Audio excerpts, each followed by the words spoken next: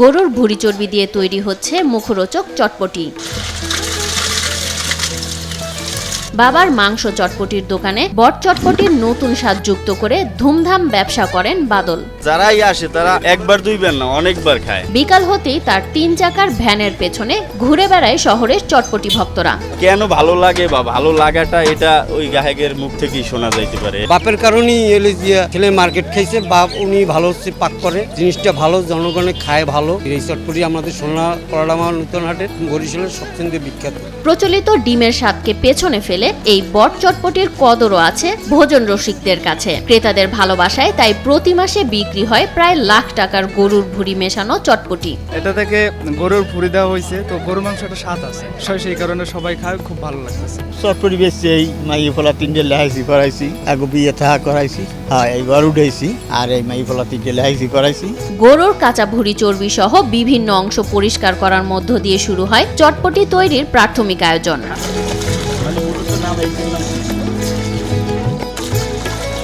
যে কোনো প্রাণীর তন্ত্রের নোংরা পরিষ্কার করে নেওয়াটা যেন রীতিমতো কর্মযোগ্য।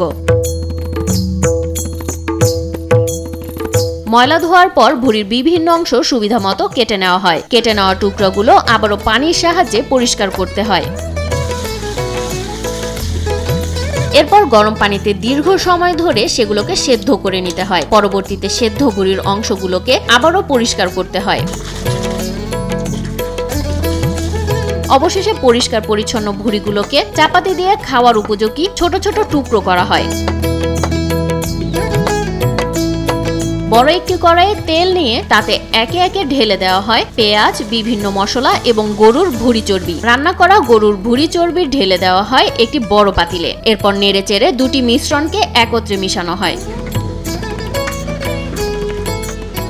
এরপর বেলুন পিঁড়ির চাপে ফুচকার জন্য রুটি তৈরি করা হয়। এরপর রুটিগুলোকে গোল করে কেটে গরম তেলে ভেজে নেওয়া হয়। প্রতিদিনের চটপটির জন্য 7 থেকে 8 কেজি ময়দার ফুচকা তৈরি করেন বাদলের মা মোসাম্মদ রাজিয়া বেগম। রুটি বেলতে আসি, এটা দিয়ে ফুচকা বানাবো। ফুচকা করবে, ওই চটপটির সাথে বিক্রি করবে। নিজে মাল বানাইয়ে দিই ছেলের কাছে, ছেলে নিয়ে বিক্রি করে। ছোট্ট একটি বাটিতে পেঁয়াজ, কাঁচামরিচ দিয়ে মশলা ছিটিয়ে তাতে ফুচকা ভেঙে দিয়ে পরিবেশন করেন ভুঁড়ির চটপটি। বিশেষত্ব হচ্ছে যে স্বাদটা অন্যরকম, যেটা আমরা মুরগি দিয়ে পাই না, সেটা এখানে গরুর ভুঁড়ি দিয়ে দেওয়া হয় বা সাডি সবকিছু দিয়েই দেওয়া হয়, তো এটা ভালো লাগে অনেক। বাদলের প্রতিবন্ধী বাবা নুরুল ইসলাম 32 বছর ভুঁড়ি চটপটি বিক্রি করে সংসার চালাতেন। বয়সের ভারে নুয়ে পড়েছেন বলে বাধ্য হয়ে বাদল কাঁধে তুলে নেন বাবার ব্যবসা। 36 বছর আগে আমি ধরেন 3 কেজি ডাল দিছি, 3 কেজি আলু দিছি, আবার 1 কেজি মাংস দিছি। বাটি বেশি 2 টাকা আর 1 টাকা এই বেশি, তখন আমার 75 টাকা ব্যবসা হয়েছে। এটা তো বাবা ব্যস্ত, বাবা তো আমার প্রতিবন্ধী মানুষ, তো বাবা ব্যস্ত 32 বছরে বাবা ছাইরে দিছে। তারপর আমি একাই, আমি আর কি করব, বাবা এই ব্যবসা ধরাই দিছে বা শিখেই দিছে, বা জনগণের খুবই পরিস্থিতি লাভ করছে এবং জনগণের ভালোবাসায় আমি ব্যবসা নিয়ে নিছি। তো আমি 3-4 বছর ধরে এই ব্যবসা করতেছি। ভুঁড়ি চটপটি খেতে গাড়ির চারপাশে এসে ভিড় করেন ছোট থেকে বড় সব বয়সী মানুষ। কেউ খেতে আসেন, কেউ পরিবারের জন্য পার্সেল নিয়ে যান। আমি খুলনা থেকে আসছি, এটা আমি ছোটবেলা থেকেই খাইতেছি, খুব ভালো লাগতেছে। তো প্রতি শুক্রবার এবং সোমবার ভাই নিয়ে আসে, তো আসা হয়, ভালো লাগে দেখি আসা হয়।